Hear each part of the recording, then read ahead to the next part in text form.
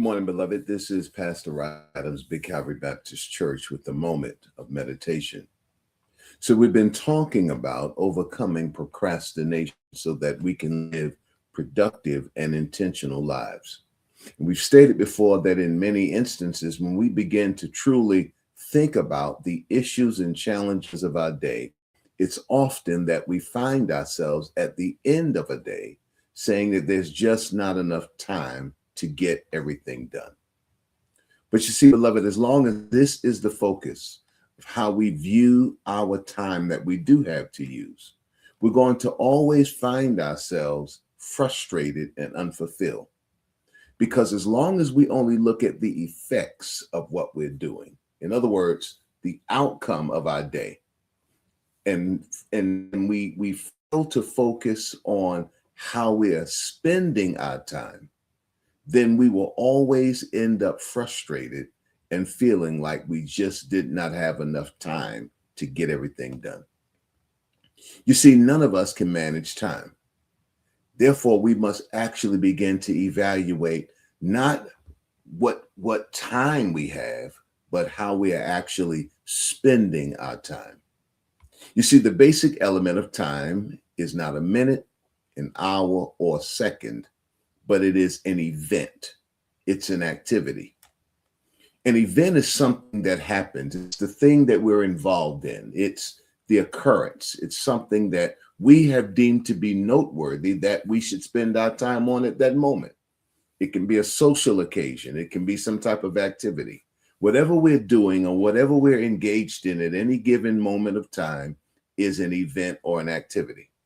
And in other words, what we must begin to question is not how much time we have, but we have to begin to question the events or the activities that we are involved in which we're using our time. See, beloved, the problem is not that we don't have enough time, for each of us have 24 hours in a day. The problem is that we don't manage the activities or the events that we are involved in with our time.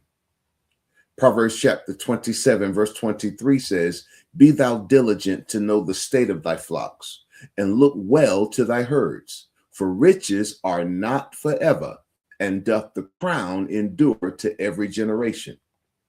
What Solomon is trying to tell you is don't just look at the big amount that you have in your bank account, but be studious about the small withdrawals that you make.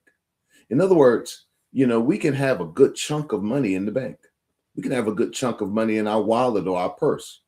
But if we're not careful, if we're not mindful of how we're spending that money, if we're just out spending here, there, and everywhere, then eventually what we thought was large and what we thought would last us for a long time, in a short amount of time, dissipates and evaporates, and we find ourselves with nothing. Hebrews chapter 6, verse 11 says, "We desire that every one of you do show the same diligence to the full assurance of hope unto the end, that you be not slothful, but followers of them who through faith and patience inherit the promises." In other words, don't be lackadaisical. Don't be slack with your time. Be diligent with how you use your time. Romans chapter 12, verse 11 tells us to not be slothful in business, but fervent in spirit, serving the Lord. See, our problem is that we allow the events or the activities of our lives to manage us. And we spend more time doing things that are less important, busy things, easy things. And we therefore don't give the time to the things that matter the most or are the most important to us in life. And this causes frustration, which eventually leads to more stress, causing us to say that statement, "We just don't have enough time." Now, as I said earlier, none of us can manage time, but we can manage the events or the activities of how we use our time. And the key to managing that time is to gain greater control over the activities that we are involved in with our time. To control means to exercise restraint or give direct influence over something, to have power over it, or to rule or regulate something.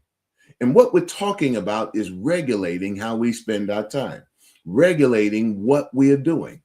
Because for all of us, there are things we don't have control over. We don't have control over the weather. We don't have control over what other people think. We don't have control over other people's actions. But we do have control over what we do and what we allow to occur in our lives. A continuum, many say, is to remain in a state or place, to abide for any time indefinitely, doing the same thing. It's something that will continue to go on unless you decide to change it. TikTok, Instagram, Facebook, television, playing video games, watching news or the sports events. All of these things, beloved, consume our time. And it's easy for us to get stuck in a continuum, in a rut, watching, being involved in these things, not realizing the amount of time we're actually wasting. And unless we choose to use our responsibility, unless we take responsibility, what is responsibility?